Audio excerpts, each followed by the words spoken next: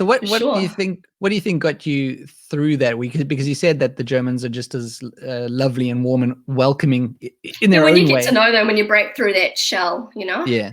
So it was just a case of breaking through that shell, or It took me did a you? long time. It definitely took a long time. I think I I went through a stage of actually feeling quite like I can't do this anymore. Like I can't. Yeah. This is not me. You know, I just missed everything about New Zealand, just everything, the people, the food, the culture, just everything.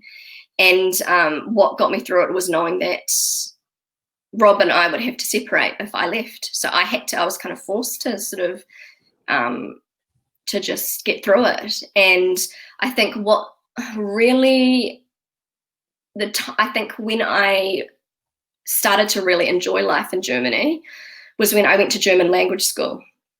Okay. And so basically, just because I was married to a German citizen did not automatically mean that I could stay in Germany. I had to do a 6-month intensive integration, not just a language course, but an integration course, Okay. which was every day I had to go to these classes. And I actually met a whole lot of foreigners, you could say, living in Germany. And I made friends and I started learning German. And so Okay. even then, I still wasn't really mixing with Germans. Some of Rob's friends, they were great. But it was, I started enjoying it more when I started to meet people. And it took me a long time to make actual German friends. But I just started feeling happier and more open. And when I started learning the language and started integrating a little bit more in that way. Right. And it's important. We found this as well, my wife and I, in the early days, to have those other expat friends, because they're going through the same things that you are going through. And it still gives you that feeling of a connection then that you're not necessarily getting from the Germans. Absolutely. Absolutely. I know a lot of people say that you shouldn't concentrate so much on the expat friends, but they were so important to me in that time and still are.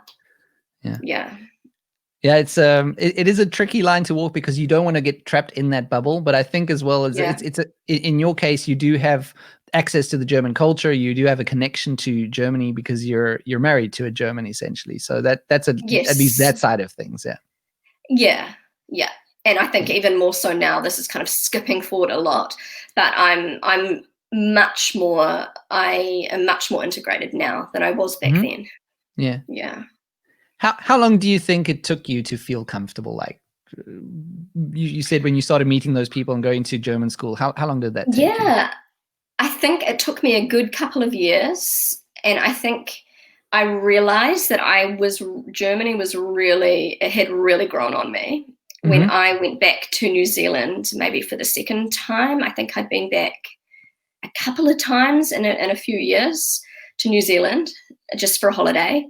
And I realized that I was experiencing reverse culture shock when I was in New Zealand, and there were things that started to annoy me, just little quirks and just little things about New Zealand. I was like, why do they have to be so fake? Or why did they just get to the point? And just little things like that. And I was missing Germany, and I was actually really looking forward to going back to Germany. Okay.